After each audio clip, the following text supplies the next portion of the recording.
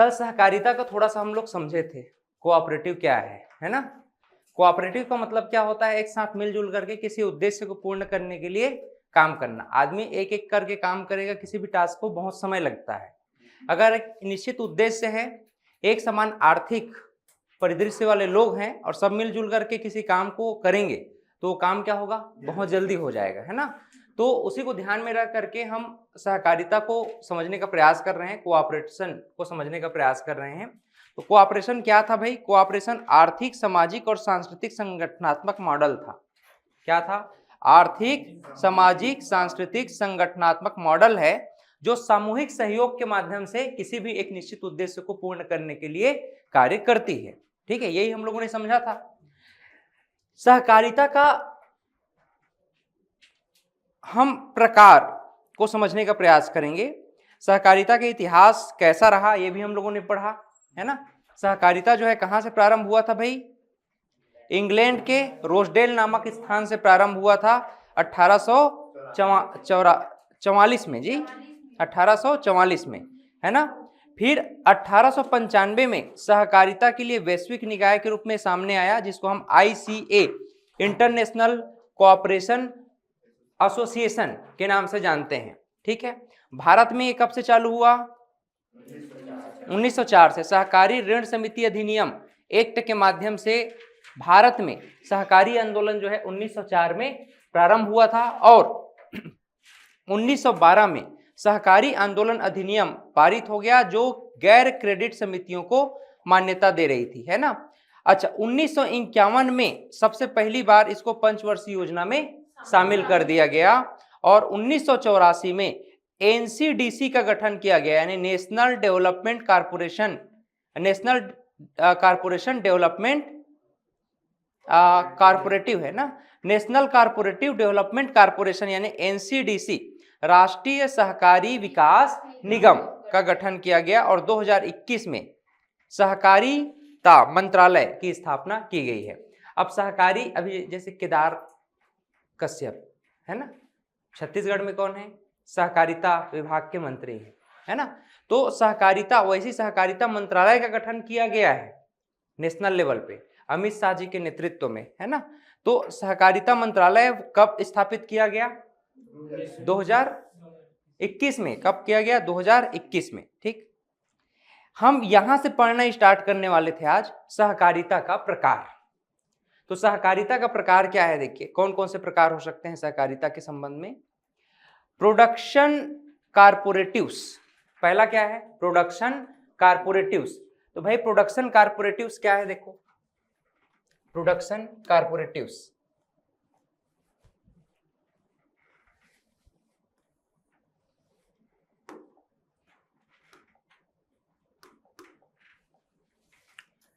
Production कारपोरेटिव्स यानी कि उत्पादन से संबंधित सहकारी समितियां। जैसे उत्पादन में मतलब प्रोडक्शन कुल मिलाकर के, जैसे कि अगर हम मिल्क प्रोडक्शन की बात करें तो डेयरी उत्पाद है। कृषि से संबंधित कोई किसी भी प्रकार का फसल का उत्पादन हो गया, है ना, तो कृषि से संबंधित उत्पादन सामग्रियां, डेयरी उत्पादन सामग्री, ये सभी क्या है, उत्पादन सहकारी समितियों से संबंधित हो सकता है। इसका उद्देश्य क्या होता है भाई, सामूहिक उत्पादन के लिए या सामूहिक उत्पादन के माध्यम से आर्थिक लाभ प्राप्त करना मूल रूप से उत्पादन सहकारी समिति का पर्पस है, उद्देश्य है। उसी प्रकार से दूसरा क्या है, उपभोक्ता सहकारी समितियां, जिसको हम क्या बोलते हैं, कंज्यूमर कोऑपरेटिव्स कहेंगे। क्या कहेंगे, कंज्यूमर कोऑपरेटिव्स कहते हैं। कंज्यूमर कोऑपरेटिव्स के संबंध में देखिए, जैसे कि सुपर मार्केट वगैरह हम लोग स्थापित करते हैं तो वो जो है उपभोक्ता सहकारी समितियां स्थापित कर सकती हैं। जैसे सी मार्ट वगैरह आप देखे होंगे ना, सी मार्ट भी इसी का उदाहरण है, उपभोक्ता सहकारी समिति। क्योंकि सी मार्ट में केवल एक व्यक्ति से नहीं, बहुत सारे व्यक्तियों से हम लोग जो है सामान खरीदते हैं और सी मार्ट में जो है उसको सेल आउट करते हैं, है ना। तो उपभोक्ता सहकारी समिति कंज्यूमर कोऑपरेटिव्स क्या है, सदस्यों को कम कीमत पर आवश्यक वस्तुएं उपलब्ध कराने के लिए हम कंज्यूमर कोऑपरेटिव्स की स्थापना करते हैं, उपभोक्ता सहकारी समितियों की स्थापना करते हैं। जैसे कि सुपरमार्केट सहकारी समितियां, ये क्या है, एग्जाम्पल हो सकती हैं। क्लियर। और देखो इसके बाद है ऋण सहकारी समिति। ऋण सहकारी समिति यानी क्रेडिट कोऑपरेटिव्स। क्रेडिट कोऑपरेटिव्स क्या है भाई? सहकारी बैंकों और ग्रामीण क्रेडिट सोसाइटी, ये मूल रूप से क्या कहलाएंगी? ऋण सहकारी समिति कहलाएंगी। इसके विषय में अभी हम लोग पढ़ेंगे कि भाई लोन किस प्रकार से सहकारी समितियों के माध्यम से प्रदान किया जाता है, उसको हम लोग जानने का प्रयास करेंगे। फिलहाल इतना ध्यान रखिए, क्रेडिट कोऑपरेटिव का मतलब क्या है? ऋण प्रदान करने वाली सोसाइटी। ऋण प्रदान करने वाली सोसाइटी क्या कहलाती है? क्रेडिट कोऑपरेटिव कहलाती है, ऋण सहकारी समितियां कहलाती हैं। आवास सहकारी समिति का मतलब क्या समझे? किफायती आवास की व्यवस्था करने वाली जो सोसाइटी हैं उनको हाउसिंग कोऑपरेटिव्स कहेंगे। क्या कहेंगे? हाउसिंग कोऑपरेटिव्स कहेंगे। आवास सहकारी समिति कहते हैं। आवास सहकारी समिति में देखिए शहरी और ग्रामीण आवास समितियां, ये सभी क्या हैं? मूल रूप से आवास सहकारी समिति के उदाहरण हैं। कृषि सहकारी समितियों की बात करें, एग्रीकल्चरल कोऑपरेटिव्स, तो किसानों को उर्वरक, बीज और कृषि उपकरण उपलब्ध कराने वाली जो सहकारी समितियां हैं इनको हम एग्रीकल्चरल कोऑपरेटिव्स के नाम से जानते हैं। क्लियर? सहकारिता का सिद्धांत क्या है भाई? Principle of cooperatives. तो इसके प्रमुख 7 सिद्धांत है। ये किसके माध्यम से है? इंटरनेशनल कोऑपरेटिव एसोसिएशन के माध्यम से, ICA इंटरनेशनल कोऑपरेटिव एसोसिएशन के माध्यम से सहकारिता को संचालित करने के कितने प्रमुख सिद्धांत हैं? 7 प्रमुख सिद्धांत हैं। कौन कौन से 7 प्रमुख सिद्धांत हैं? देखो, पहला है स्वैच्छिक सदस्यता, वॉलंटरी मेंबरशिप। वॉलंटरी मेंबरशिप, स्वैच्छिक सदस्यता मतलब सभी के लिए सदस्यता का द्वार ओपन है, कोई भी इसमें सदस्यता ले सकता है। ठीक है, सहकारिता में। दूसरा है डेमोक्रेटिक कंट्रोल यानी लोकतांत्रिक नियंत्रण। प्रत्येक सदस्य को निर्णय लेने का समान अधिकार होगा। अगर वो जुड़े रहना चाहता है तो ठीक है, नहीं जुड़े रहना चाहता तो अपने आप को अलग कर सकता है। उसके निर्णय को भी सुना जाएगा, ये क्या है? कोऑपरेटिव का एक फंडामेंटल है, एक प्रकार से, है ना, उद्देश्य है। सदस्यों की आर्थिक भागीदारी, इकोनॉमिक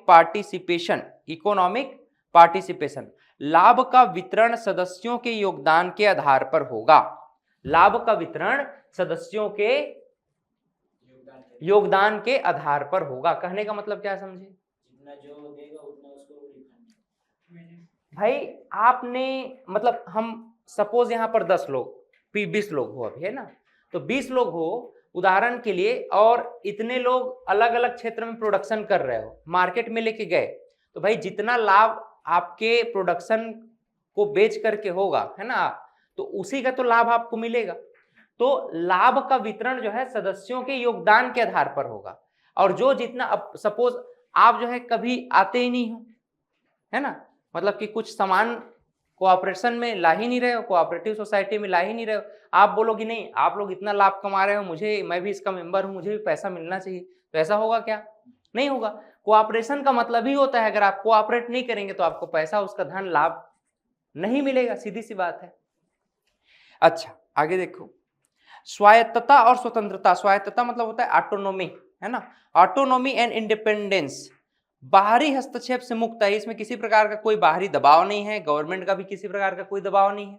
अभी आप देखना, अपेक्स बैंक का एक पोस्ट आया था, उसमें किसी प्रकार का कोई रिजर्वेशन वगैरह नहीं था, ओपन था सब, है ना, अगर कोई दिलाए होंगे तो जान रहे होंगे, वो ओपन था सबके लिए, है कि नहीं। लगभग 400-450 या 350 पोस्ट के आसपास था। तो इसमें क्या है ना, बाहरी कोई प्रकार का हस्तक्षेप नहीं है, ये स्वायत्त और स्वतंत्र है, ऑटोनॉमी एंड इंडिपेंडेंस है।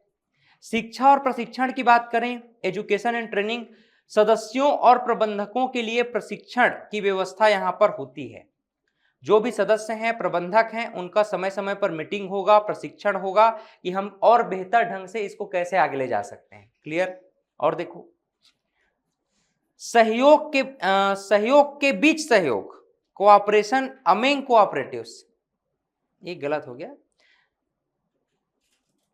कोऑपरेशन अमेंग कोऑपरेटिव्स ठीक लिखा है ना। सहकारिता के बीच सहयोग ऐसा होना चाहिए, है ना।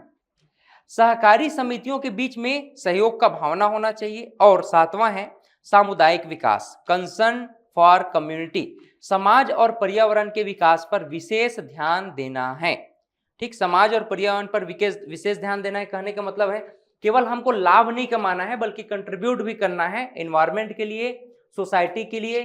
ठीक है, जैसे चद्दर कंबल वगैरह बांटते हैं, है ना, गरीबों को, और खास करके बच्चों को आप कुछ बस्ता वगैरह होता है ना, कंपास बॉक्स वगैरह हो गया, जा करके बच्चों को जो है बांटते हैं स्कूलों में। तो ये सभी जो है सामुदायिक विकास के अंतर्गत आता है कि भाई समाज और पर्यावरण, वृक्षारोपण करने के लिए ही चले गए, पूरा एक कोऑपरेटिव सोसाइटी। तो ये सभी क्या है, सामुदायिक विकास की भावना है। तो कुल मिलाकर के अपने पास सहकारिता के सिद्धांत में कितने सिद्धांत देखने को मिले? 7 सिद्धांत। पहला बोलो, स्वैच्छिक सदस्यता। दूसरा, लोकतांत्रिक नियंत्रण। तीसरा, सदस्यों पर आर्थिक भागीदारी। चौथा, स्वायत्तता और स्वतंत्रता। 5वां, 6वां, 7वां सामुदायिक विकास। तो टोटल 7 सिद्धांत है। ये किसके माध्यम से है 7 सिद्धांत? ICA के माध्यम से। सहकारिता का महत्व क्यों है? अब महत्व तो आप लोग ऐसे ही समझ जाओगे, महत्व क्यों है, किस लिए है। भाई सहकारिता से पहली बात तो आर्थिक सशक्तिकरण होगा, पैसा आएगा तो सबका इकोनॉमिकली डेवलपमेंट होगा, तो आर्थिक सशक्तिकरण होगा, इकोनॉमिक एम्पावरमेंट होगा, गरीब और कमजोर वर्गों की वित्तीय प्रॉब्लम्स सॉर्ट आउट होगा, और सॉर्ट आउट होने के कारण एक प्रकार से हम कह सकते हैं कि आर्थिक सशक्तिकरण होगा, इकोनॉमिक एम्पावरमेंट होगा। दूसरा है पॉवर्टी एलिवेशंस, यानी गरीबी उन्मूलन। सामूहिक प्रयास जब करेंगे तो गरीबी उन्मूलन होगा कि नहीं होगा? निश्चित रूप से आर्थिक सशक्तिकरण होगा तो बेरोजगारी भी दूर होगा और गरीबी भी दूर होगा, है ना।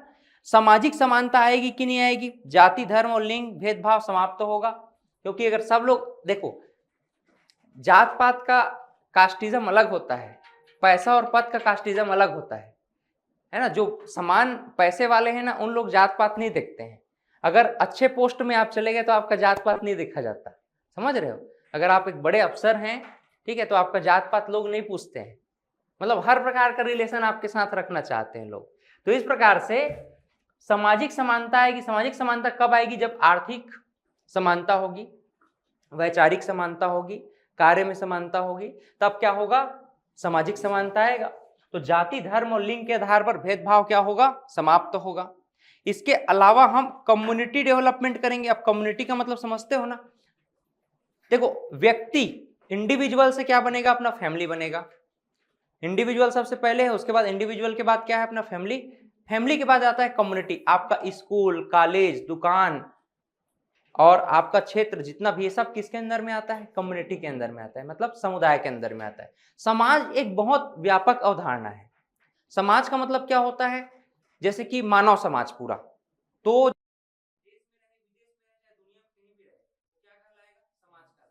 कि कोई पक्षी है तो पक्षी का पूरा क्या होता है? समाज होता है ना। उसी प्रकार से अगर शेर की बात करें तो शेर का पूरा अपना क्या है? समाज है। हाथी, ठीक, तो उसी प्रकार से इंसान का क्या है? अपना पूरा समाज है। तो समाज क्या है? बहुत व्यापक वो जो है अवधारणा है। कम्युनिटी की बात करें, समुदाय, और समुदाय में ही एक पक्ष है जो धार्मिक विचारधारा को लेकर के चलता है ना। सब कैटेगरी है उसका, जो कम्युनिटी में वो स्पेशली धार्मिक विचारधारा को लेकर के चलेगा। लेकिन हम लोग अगर समाज की बात करें, समाज में जो है सब प्रकार के लोग आ जाएंगे, किसी प्रकार का कोई भेदभाव नहीं है। तो इसी नाम से हम लोग क्या बोल रहे हैं? सामुदायिक विकास बोल रहे हैं। सामुदायिक मतलब एक व्यक्ति जहां पर है वह उससे जुड़ा हुआ शैक्षिक, आर्थिक, न्यायिक, पर्यावरणीय, किसी भी प्रकार का जो सुविधाएं हैं वो सभी क्या कहलाएगा? सामुदायिक क्षेत्र कहलाएगा, और उसका विकास क्या कहलाएगा? सामुदायिक विकास कहलाएगा। इसी को हम कहेंगे समाज में शैक्षिक, स्वास्थ्य और पर्यावरण में हम सुधार लाएंगे। विमेन एम्पावरमेंट हर जगह है ना। महिला सशक्तिकरण, तो महिलाओं को आत्मनिर्भर बनाने के लिए हम क्या करते हैं भाई? महिला सशक्तिकरण की बात करते हैं। इसके बाद है कृषि और ग्रामीण विकास, agriculture and rural development. Agriculture and rural development, किसानों को सस्ते उर्वरक और कृषि उपकरण उपलब्ध कराना। किसानों को सस्ते उर्वरक और कृषि उपकरण उपलब्ध कराना जो है कृषि और ग्रामीण विकास का प्रमुख एजेंडा है, उद्देश्य है। भारत में सहकारिता मंत्रालय के विषय में थोड़ा सा देखिए, क्या है भारत में सहकारिता मंत्रालय।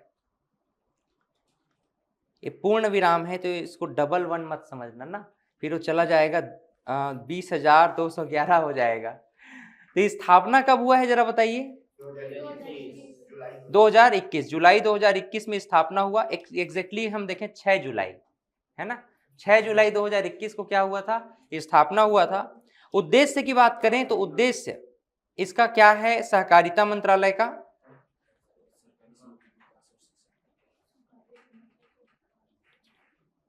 सहकारिता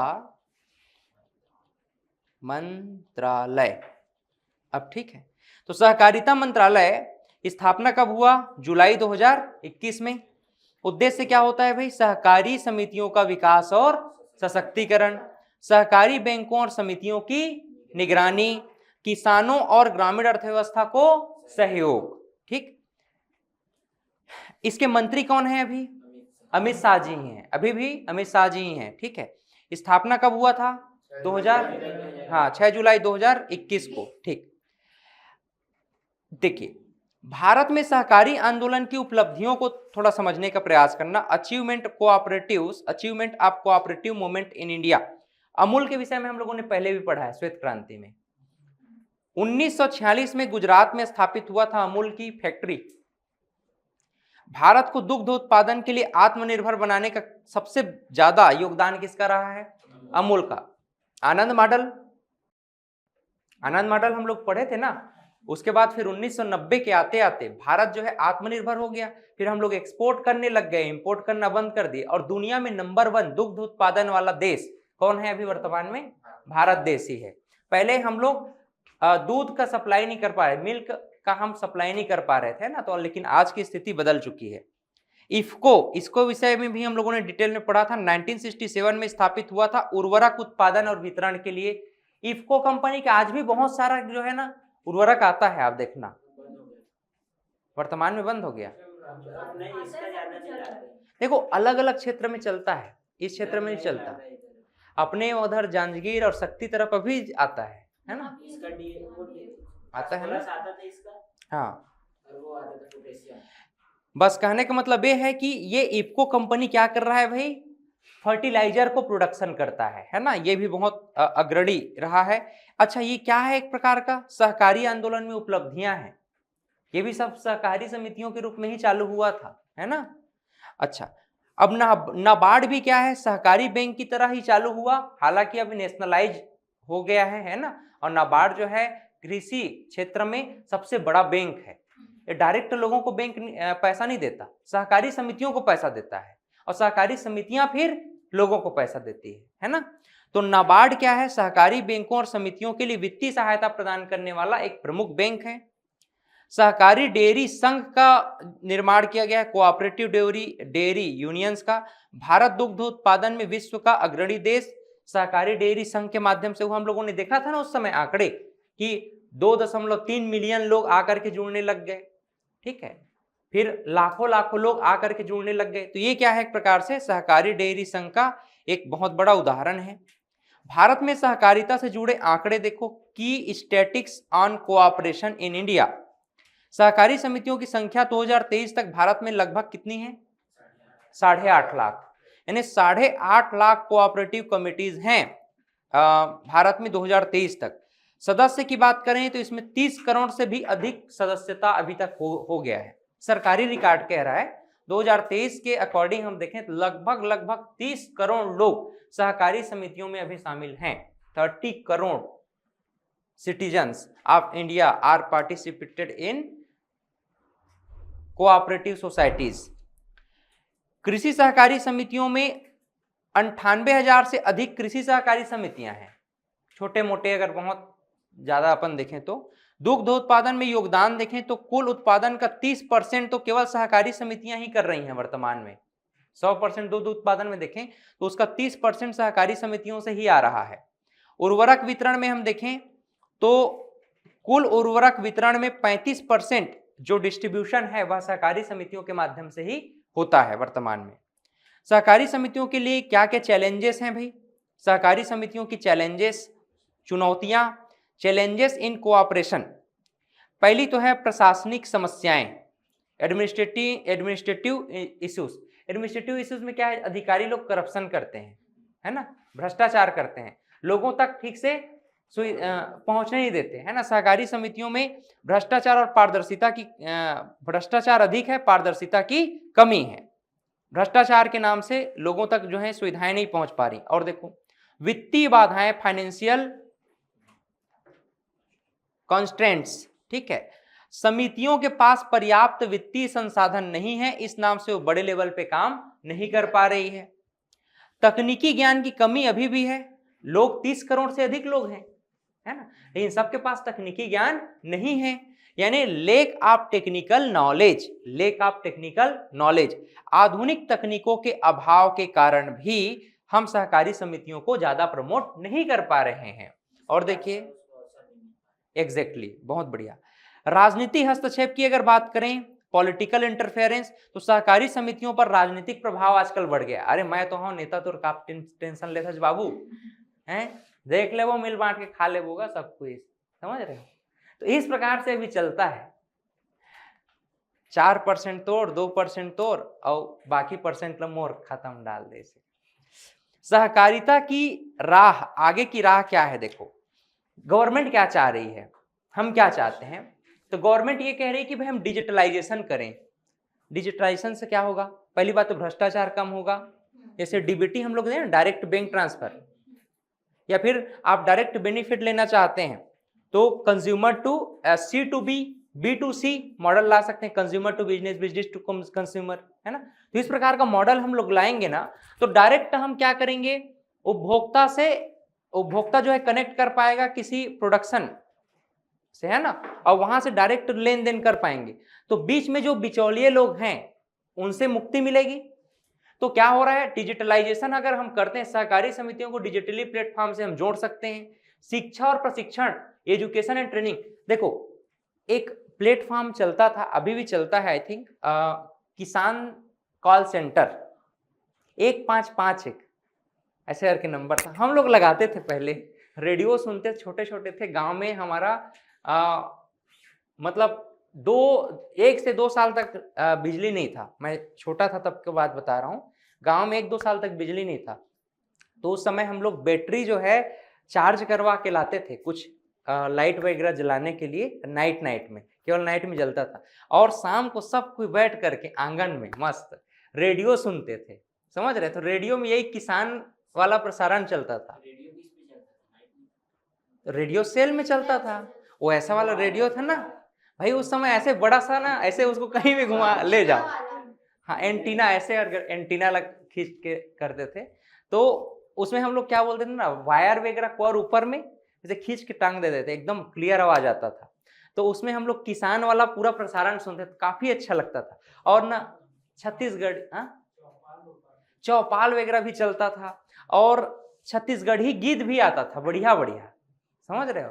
और न्यूज वगैरह सब उसी में हम लोग सुना करते थे, बड़ा प्यारा लगता था, सब लोग परिवार बैठ करके। और उस समय गांव में कुछ लोगों के घर में, अपने घर में भी था, एक टेलीफोन बूथ था, ठीक है। तो उसमें गांव के लोग पूरा आया करते थे फोन में बात करने के लिए। तो उसमें हम लोग ना 1551 डायल करते थे ना, किसान कॉल सेंटर में लग जाता था, समझ रहे हो। तो उससे आप डायरेक्ट बात कर सकते थे, भाई ये गेरुआ रोग हो गया है, ये रोग हो गया है, इसके लिए हम क्या कर सकते हैं। तो उन लोग वाकई में बढ़िया सजेशन दिया करते थे। तो ये सब क्या है, वास्तव में शिक्षा और प्रशिक्षण ही है। और इनफैक्ट हम लोग ये भी देखे हैं कि गांव में ना, गांव में ग्राम पंचायत में, और या फिर गुड़ी बोलते हैं, गुड़ी का मतलब होता है चौराहा, जहां पर 4 रास्ता जाता है ना, उसको गुड़ी बोलते हैं गांव क्षेत्र में। तो वहां पर बढ़िया जगह भी रहता है।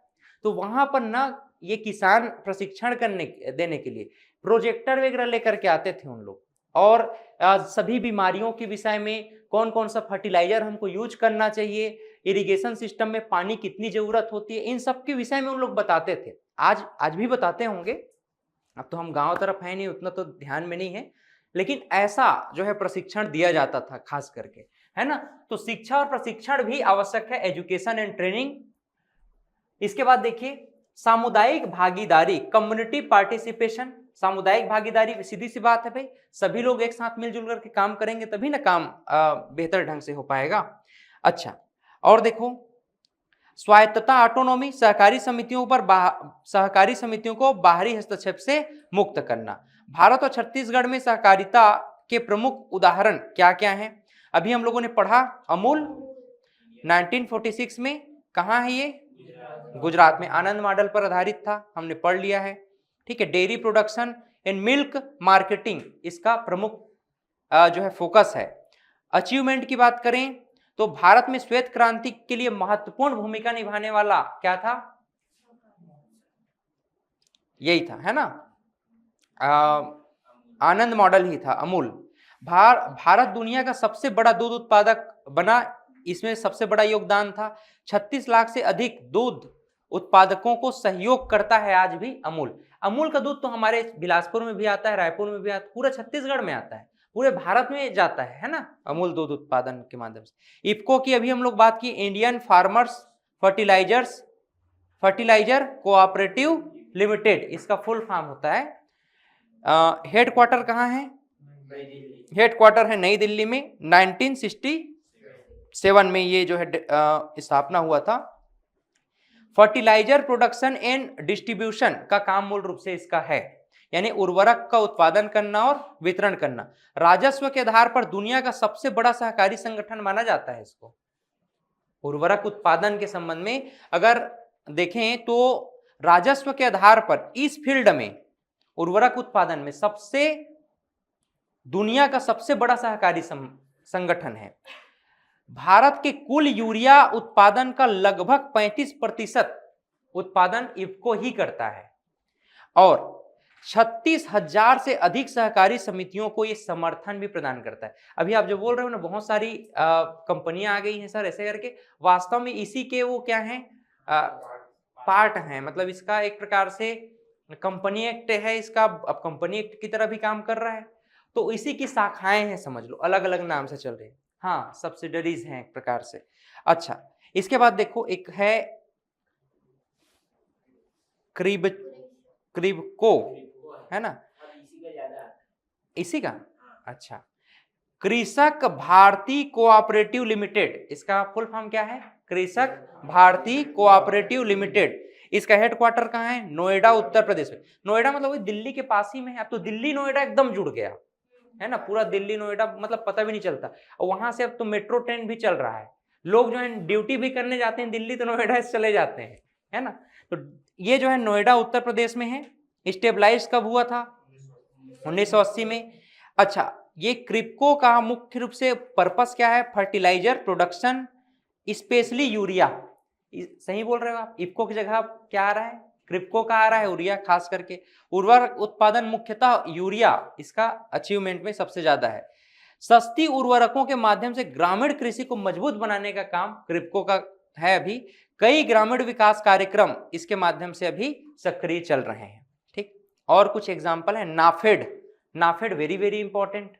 नाफेड की स्थापना हुई थी 1958 में। कहाँ है इसका हेडक्वार्टर? नई दिल्ली में है। अच्छा, इसका फुल फॉर्म है national agricultural cooperative marketing federation of India. चलो बोलो, national agricultural cooperative marketing federation of India. Location नई दिल्ली। एस्टेब्लिशमेंट 1958। अच्छा, फोकस क्या है? एग्रीकल्चरल मार्केटिंग एंड प्रोक्योरमेंट, यानी कृषि विपणन और खरीद, एक प्रकार से, है ना, कृषि विपणन और खरीद पर इसका फोकस है। उपलब्धियों में देखो, किसानों के लिए उचित मूल्य सुनिश्चित करता है। गेहूं, दालों और तिलहन जैसे आवश्यक वस्तुओं की खरीद में ये सक्रिय है। कौन? NAFED. NAFED very very IMP है। कम से कम नाफेड एग्रीकल्चर से संबंधित है, कोऑपरेशन से, कोऑपरेटिव सोसाइटी से संबंधित है, इतना कम से कम ध्यान में रखना, कुछ याद नहीं रखोगे तो। ठीक, 1958। चलिए देखो, सुगर कोऑपरेटिव्स छत्तीसगढ़ में भी है, बहुत सारे सुगर कोऑपरेटिव्स, आप लोग सर्च करना। कवर्धा में 2 है ना, पंडरिया तरफ है, है ना, और कहां पर है, ये उत्तर में बालोद में है, सूरजपुर में है, ठीक है। तो इस प्रकार से छत्तीसगढ़ में बहुत सारे हैं, ठीक है, जितने भी लेकिन इतना ध्यान में रखना शुगर फैक्ट्री कहाँ कहाँ है ये जरूर ध्यान में रखना, है ना, इसमें ऐड कर लेना शुगर कोऑपरेशन में, नेशनल लेवल का मैं बता रहा हूं। चीनी सहकारी समितियों में देखिए कवर्धा का तो सहकारी समिति ही है ना, कवर्धा का जो शुगर फैक्ट्री है वो सहकारी समिति पर चल रहा है, माँ दंतेश्वरी या महामाया के नाम से है कुछ, है ना। नोटेबल रीजन्स, प्रमुख क्षेत्र कौन कौन से हैं चीनी सहकारी समिति में, एक छत्तीसगढ़ को भी इसमें शामिल करना, छत्तीसगढ़, महाराष्ट्र, उत्तर प्रदेश और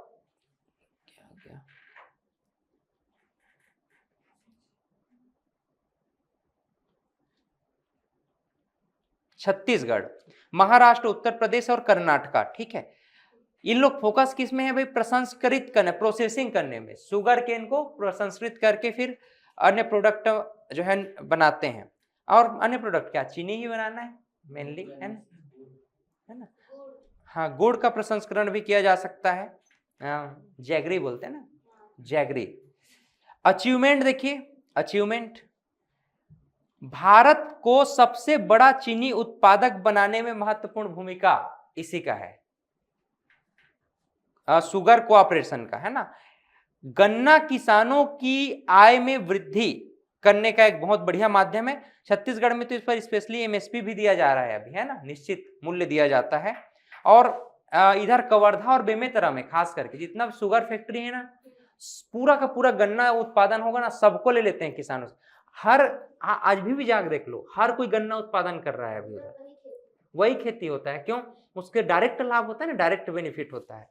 और देखिए छत्तीसगढ़ में सहकारिता के प्रमुख उदाहरण कौन कौन से हैं, धानहर सहकारी करके एक नाम है, धानहर सहकारी समिति, ये कहाँ है, रायपुर के आसपास कहीं पर है स्टेब्लिश।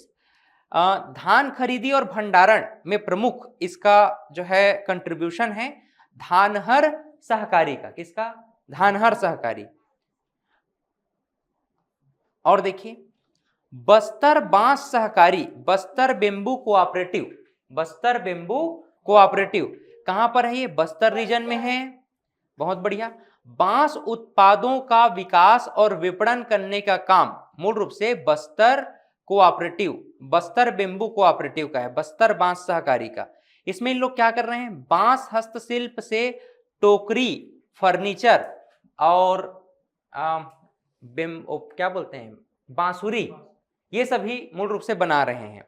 और देखिए आदिवासी कारीगरों को स्थायी आजीविका प्रदान करते हैं, किसको, आदिवासी कारीगरों को स्थायी आजीविका मुख्य रूप से प्रदान कर रहे हैं। और देखिए भाई बिलासपुर डेयरी सरकारी सहकारी कहां पर है, ये कोनी में, कभी, हाँ, देवभोग, इधर जाओगे तो आपको मिल जाएगा, देवभोग करके एक नाम है।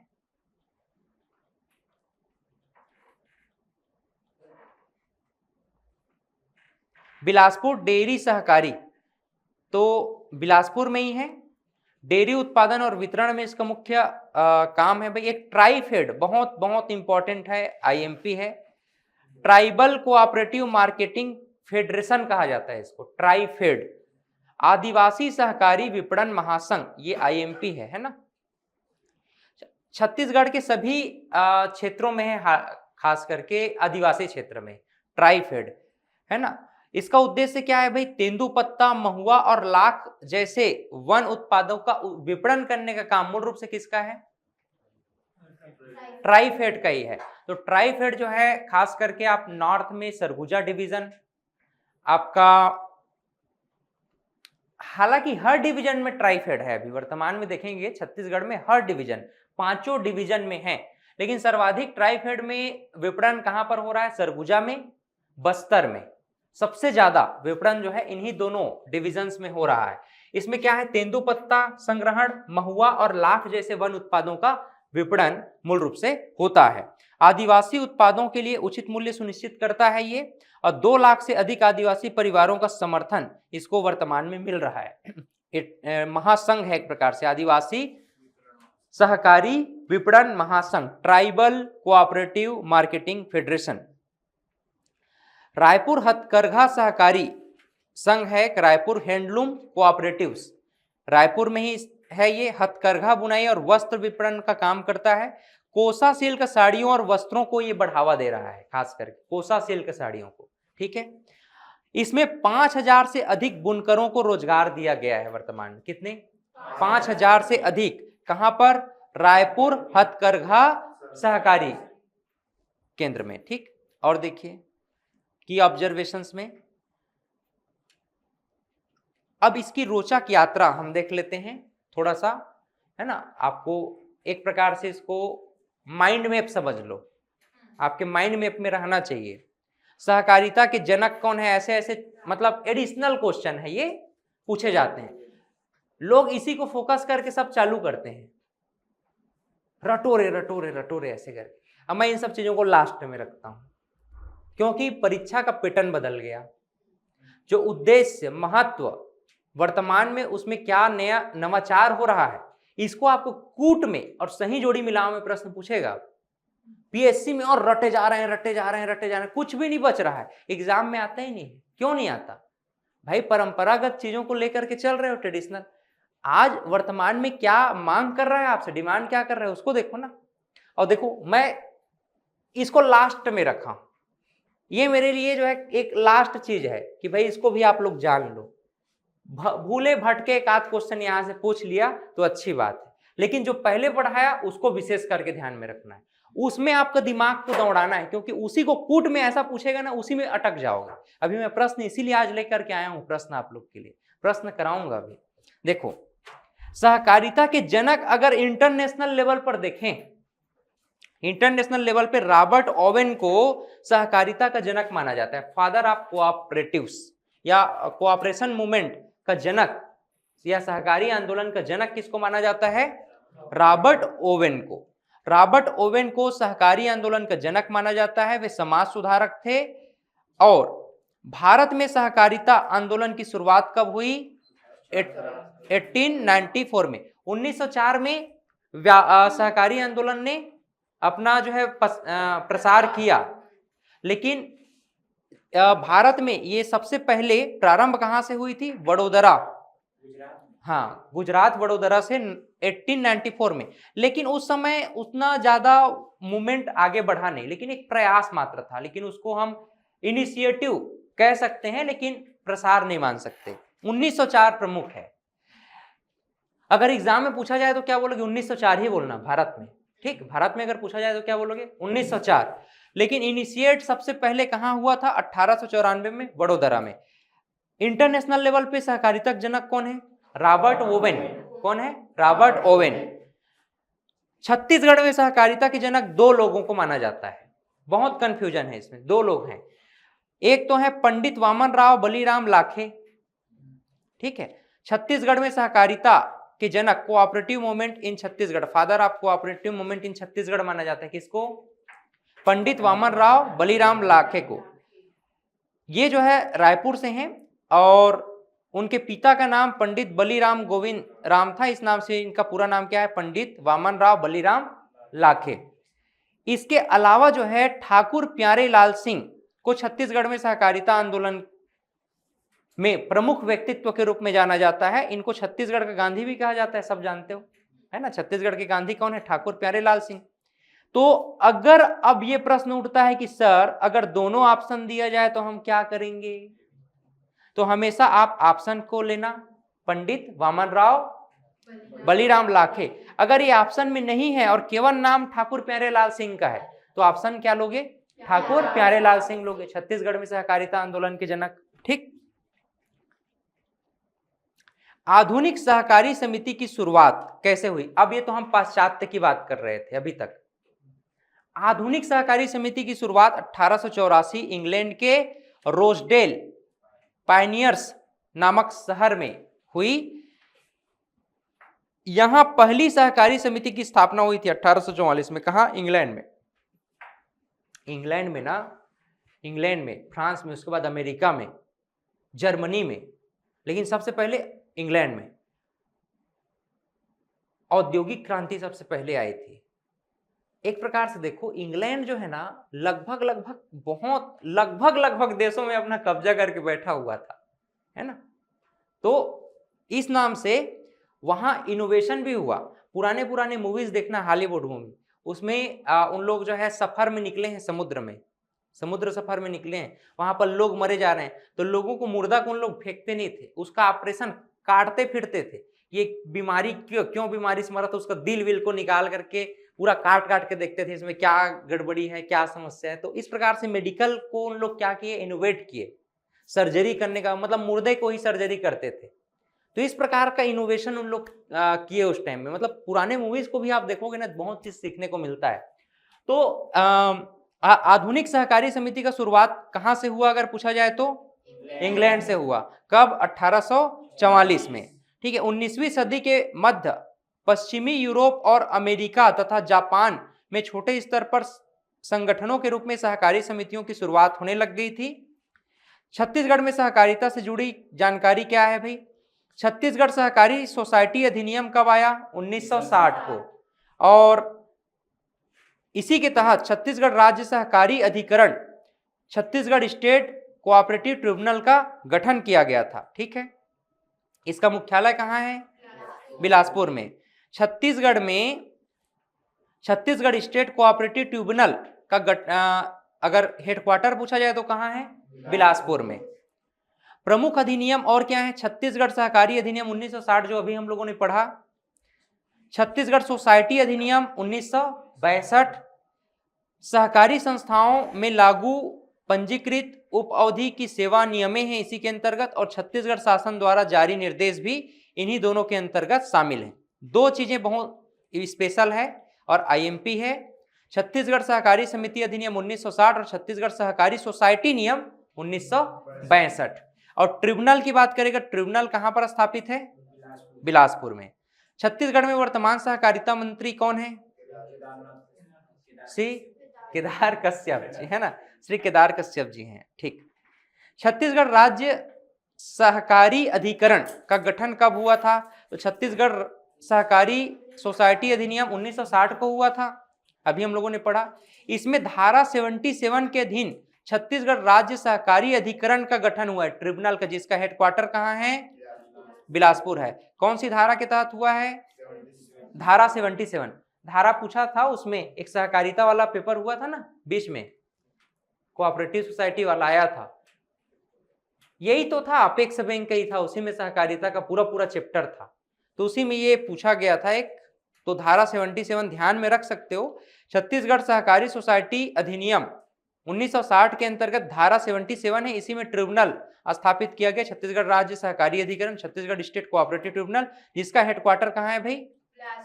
वेरी गुड, जिसका हेडक्वार्टर बिलासपुर में है। भारत में सहकारिता से जुड़े कुछ महत्वपूर्ण तथ्य, 1894 वडोदरा, यहां पर मूवमेंट को एक प्रकार से जुड़ा हुआ माना जा सकता है। फिर भारत में पहला सहकारी ऋण समिति अधिनियम कब आया? 1904 में, और यहीं से हम लोग प्रारंभ मानते हैं। ऑफिशियली हम यहीं से मानेंगे क्योंकि अधिनियम ही आया था। भारत में पहला सहकारी ऋण समिति अधिनियम 1904। राजस्थान में सहकारी आंदोलन की शुरुआत कब हुई थी? अजमेर में 1904 में ही हुई थी। भारत में सहकारी आयोजना कोऑपरेटिव प्लानिंग कमेटी का गठन कब हुआ था? 1945 में। किसने किया? आरजी सराया की अध्यक्षता में। और देखिए, भारत सरकार ने सहकारिता को बढ़ावा देने के लिए आर्थिक मदद दी। सहकारिता मंत्रालय की स्थापना 6 जुलाई 2021 को हुई, और इस मंत्रालय का उद्देश्य सहकारी संस्थाओं को मजबूत बनाना और इसे एक जन आंदोलन के रूप में विकसित करना है। क्लियर है? और देख लो, इंग्लैंड में 1844 18 बुनकर ने पहली सहकारी समिति बनाई थी, जो हमने अभी बात किया था ना इंग्लैंड में। राजस्थान में 1904 में डिग भरतपुर जिला में, डिग एक प्लेस है ना, तो भरतपुर जिला का डिग नामक प्लेस में राज्य का पहला सहकारी कृषि बैंक स्थापित किया गया था। इसके बाद है छत्तीसगढ़ में सहकारी आंदोलन की व्यवस्था। अभी तो समय है हमारे पास 10-20 मिनट, इसको हम कवर कर लेते हैं। छत्तीसगढ़ में सहकारी ऋण व्यवस्था, मैंने पहले भी बताया कि नाबार्ड जो बैंक है सहकारी समितियों को क्या करेगी, फंडिंग करेगी। सहकारी बैंक में एक तो केंद्रीय लेवल पे बैंक होगा, वो स्टेट को देगा। केंद्रीय लेवल पे तो नाबार्ड ही है। नाबार्ड जो है स्टेट में कोई प्रमुख होगा बैंक, उसको प्रोवाइड करेगा, वो जिलों को प्रोवाइड करेगा, और जिला वाला फिर प्राइमरी को प्रोवाइड करेगा, और प्राइमरी वाले फिर किसको प्रोवाइड करेंगे, कृषक को, जनता को। ठीक, यानी कि नाबार्ड डायरेक्ट दे रहा है क्या पैसा, केंद्रीय सहकारी बैंक दे रहा है क्या, ठीक है, अपेक्स बैंक दे रहा है क्या, डायरेक्ट नहीं दे रहा है। कौन दे रहा है, प्राइमरी लीडिंग जो सहकारी कमिटीज हैं वो डायरेक्ट जनता को दे रही, उसी को अभी पढ़ेंगे। तो छत्तीसगढ़ में सहकारी ऋण व्यवस्था के तहत किसानों और ग्रामीण उद्यमियों को आवश्यकता के अनुसार 3 प्रकार के ऋण दिए जाते हैं। कितने प्रकार के ऋण, 3 प्रकार के ऋण। पहला है शॉर्ट टर्म लोन, फिर मिड टर्म लोन और लॉन्ग टर्म लोन। अल्पकालीन ऋण, मध्यकालीन ऋण और दीर्घकालीन ऋण। बोलो, अल्पकालीन ऋण, मध्यकालीन ऋण, दीर्घकालीन ऋण। कितने प्रकार के ऋण, 3 प्रकार के ऋण।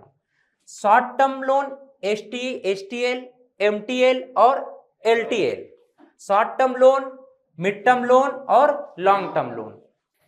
इन ऋणों का उद्देश्य कृषि उत्पादन, कृषि यंत्रीकरण और ग्रामीण विकास को प्रोत्साहित करना है। ठीक, अब देखिए एक एक करके हम समझने का प्रयास करेंगे इन तीनों लोन्स को। सबसे पहले हम STL को समझ लेते हैं, short term loan. Short term loan जो है 6 महीने से लेकर के 1 वर्ष की अवधि के लिए दी जाती है। समझना ना बात को, 6 महीने से लेकर के 1 साल। ये पूछा जाता है कि अवधि क्या है करके, तो 6 महीने से लेकर के 1 साल तक के लिए जो लोन मिलेगा वो STL यानी शॉर्ट टर्म लोन के लिए होगा।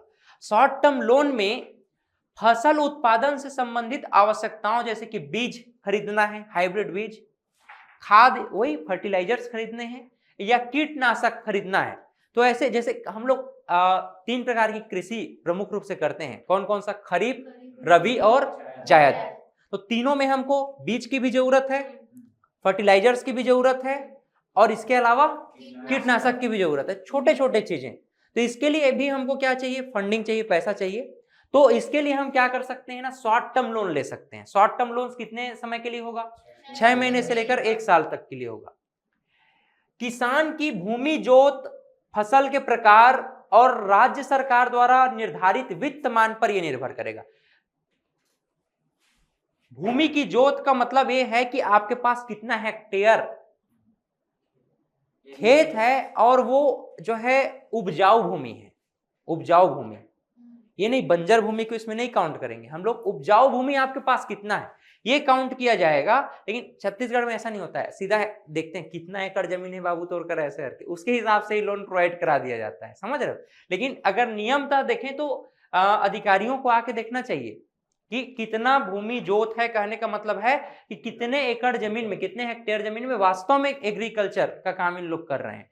तो भूमि की जोत, फसल के प्रकार और राज्य सरकार द्वारा निर्धारित वित्त मान पर आधारित 6 महीने से लेकर 1 वर्ष तक बीज, खाद, कीटनाशक जैसे छोटे आवश्यकताओं के लिए शॉर्ट टर्म लोन प्रोवाइड कराया जाएगा। छत्तीसगढ़ सरकार इस पर 0% ब्याज लेती है, याद रखना। हमारे यहाँ हम लोग तो लेते हैं, हम लोग तो हम बिल्कुल नहीं देते हैं ब्याज। केसीसी में भी तो नहीं लेते थे, लेकिन इस बार शायद उसमें भी कुछ % करता है।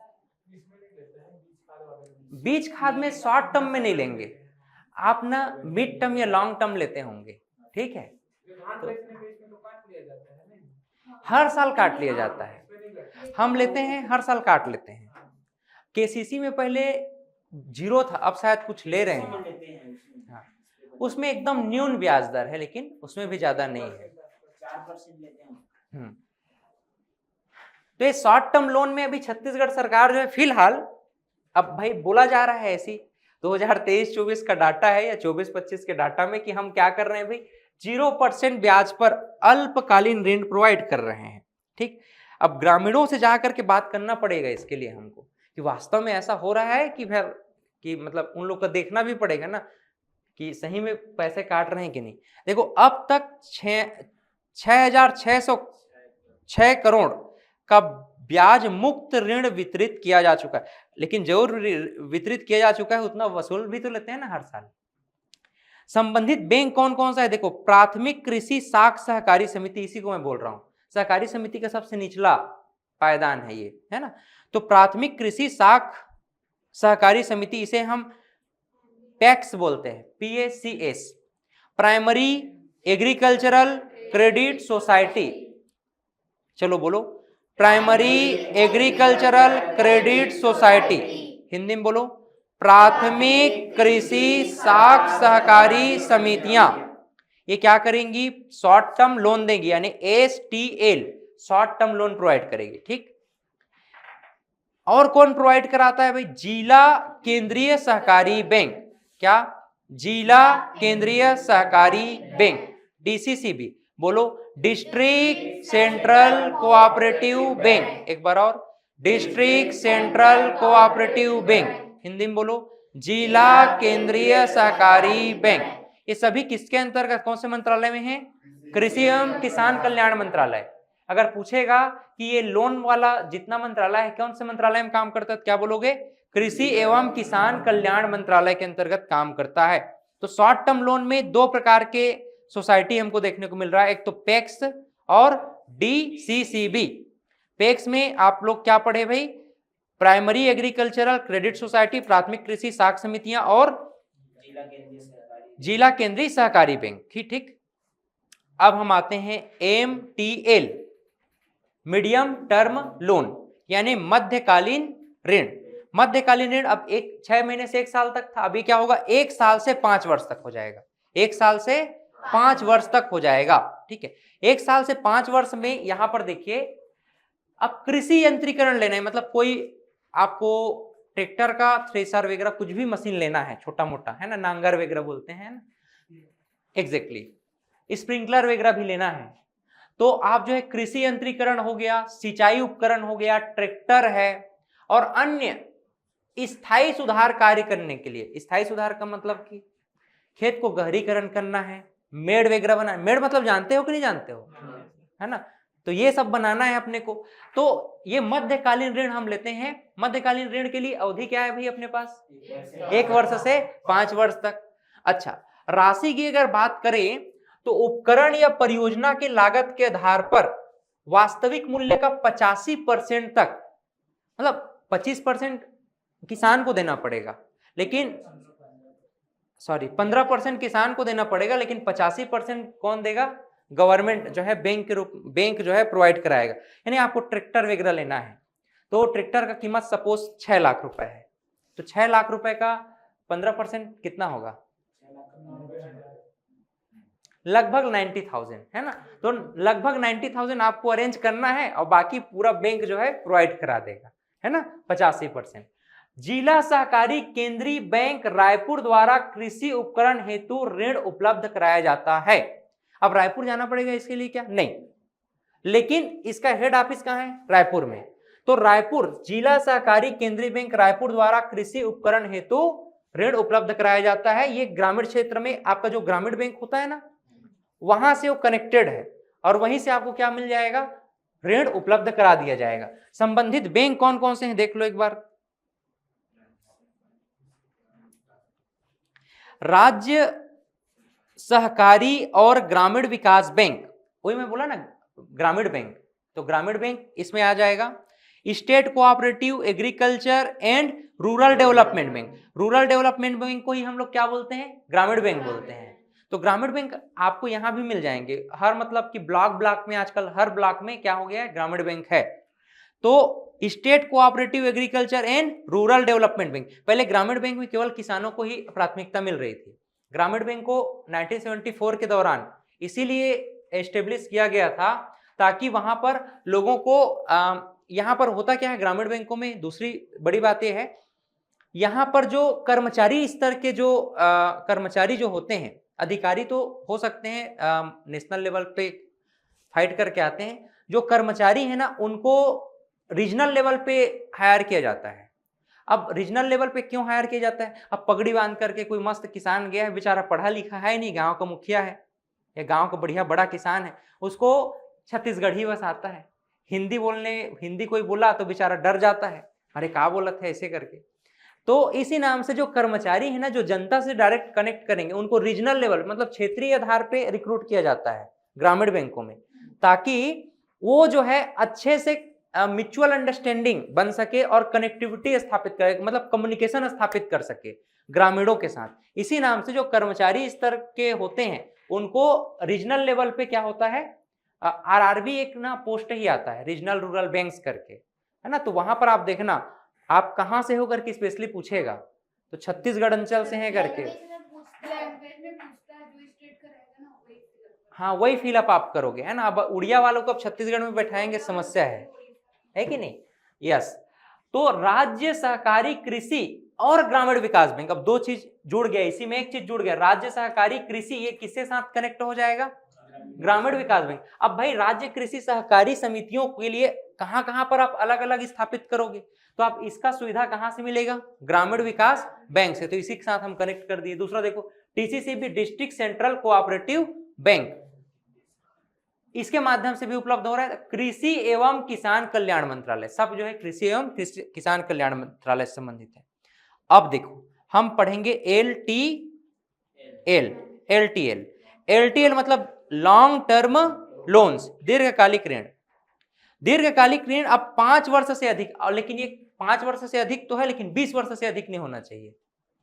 5 वर्ष से 10 वर्ष तक था पहले, 2018 तक। अब 2018 के बाद इसको 15 साल किया गया। अभी बोल रहे हैं कि भाई अब किसानों का आर्थिक स्तर बहुत कमजोर है और किसान आत्महत्या बहुत कर रहे हैं, और संसद में बार बार इस पर सवाल उठा है, और किसान आंदोलन भी हुआ था, देखे हो ना अभी कई बार, दिल्ली जाने से रोका गया। तो इसी नाम से अब बोला जा रहा है कि चलो ठीक है, कोई बात नहीं, 10 साल भी नहीं, 15 साल भी नहीं, 20 साल तक हम देते हैं आपको, 20 साल तक तो चुकाओगे ना। तो 15 से 20 मतलब 5 वर्ष से 20 वर्ष तक अधिकतम है ना, मैक्सिमम इतने साल तक कम से कम परेशानी के, 10 साल तक नहीं चुकाएंगे तो ही अभी भी घर में पहुंच जाते हैं। लेकिन जो नियम जान रहा है वो बोल सकता है कि भाई अब 20 साल तक मुझे परेशान मत करो, धीरे धीरे मैं छोड़ दूंगा।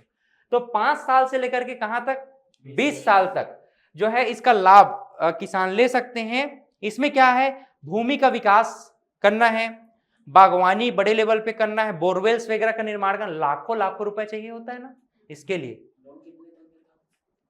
अब देखो बैंक के ऊपर है, पहले से अगर आपका लोन लिया हुआ है, आपका जो है कोई कृषि जोत के आधार पर, या कितना भूमि है, अब कहीं ना कहीं तो उसको बंधक बनाएगा ना बैंक, बंधक बना के रखेगा, अगर नहीं पे कर पाओगे तो उसका कुछ ना कुछ उपाय बनाएगा वो।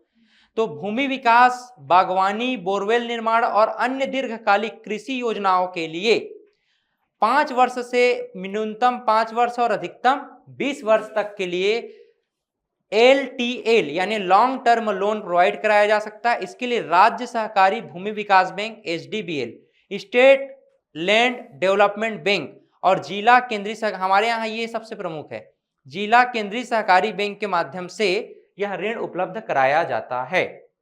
सब लोग कहाँ जाते हैं, इन दोनों को आधार मान करके ग्रामीण बैंक, ठीक है।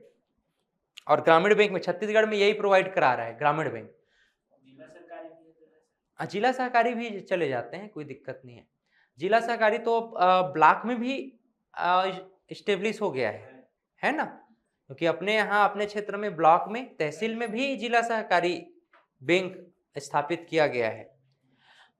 हाँ, जिला केंद्रीय सहकारी बैंक, ठीक। अच्छा, छत्तीसगढ़ में सहकारी ऋण वितरण में 2024 का भी वर्तमान डाटा हम देख लेते हैं। अल्पकालीन ऋण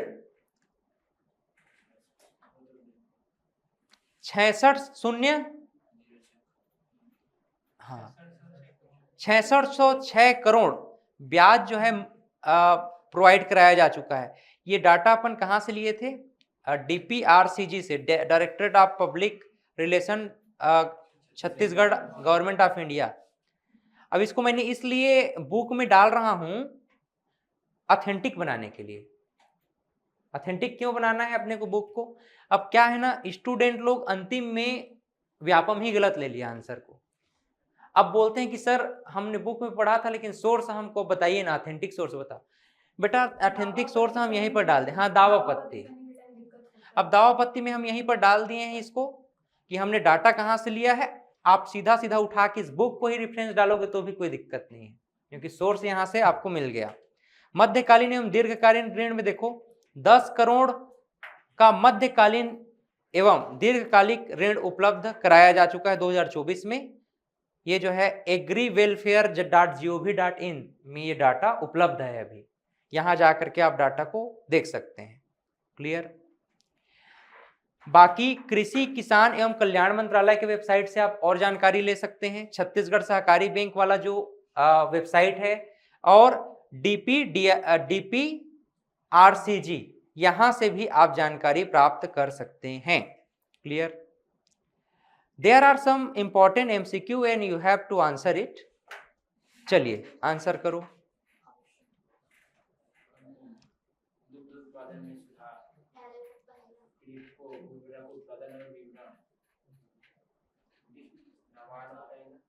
सब ABCD में आएगा, ठीक है? सामने सामने ही है सब कुछ। सामने सामने नहीं है क्या? सेकंड का लास्ट है ऐसा? हाँ, हाँ ये D होगा ना। चलो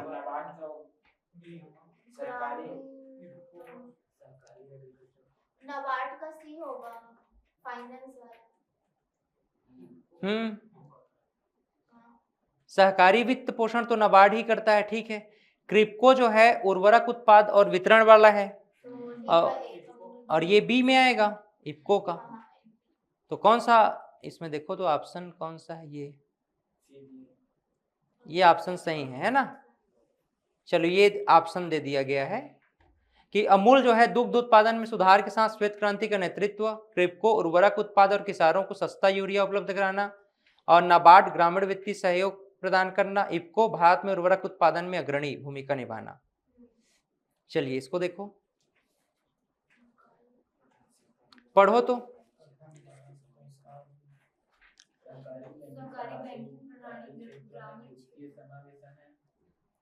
सरकारी बैंक गरीब किसानों और श्रमिकों को बिना गारंटी के ऋण प्रदान करते हैं।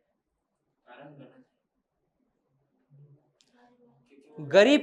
गरीब किसान बोल रहा है। गरीब किसानों को वास्तव में बिना BPL आप कार्ड दिखा दो ना, तो उनके लिए जो है बिना गारंटी के जो है ऋण प्रदान किया जाएगा। तो गरीब किसान बोला है इस नाम से, बिल्कुल सही। अब जो ठेकेदार लोग हैं, बड़े बड़े लोग हैं, ठीक है, उनको तो भाई ग्रामीण बैंक में भी क्या देना पड़ेगा? ऋण देना पड़ेगा ना।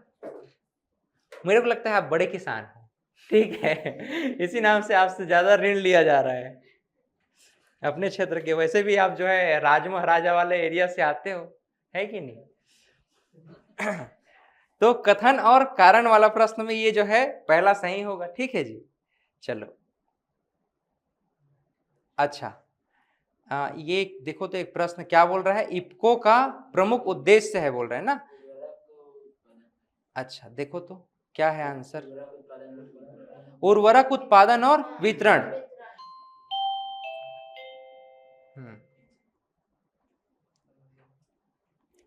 बाकी और कौन कौन से प्रश्न हैं एक बार ऐसे ऊपर से अपन देख लेते हैं। ये सारे क्वेश्चंस हैं, ये सारे प्रश्न आपको करना है। नाबार्ड का उद्देश्य क्या था, है ना, स्थापना हुआ था इसका, क्यों हुआ था स्थापना। फिर ये सहकारी विकास निगम है, राष्ट्रीय शहरी आजीविका मिशन है, 1904 में क्या हुआ था, ये सारी चीजें जो अभी हम लोग पढ़े हैं ना, उसी को कथन और कारण में देखो, मतलब है एकदम सिंपल सी थ्योरी टाइप का, लेकिन प्रश्न जब आता है तो कंफ्यूज कर देता है चीजें। जैसे कि कौन सी योजना 1991 में पहली बार पंचवर्षीय योजना में शामिल की गई थी, तो कृषि सहकारी योजना शामिल की गई थी।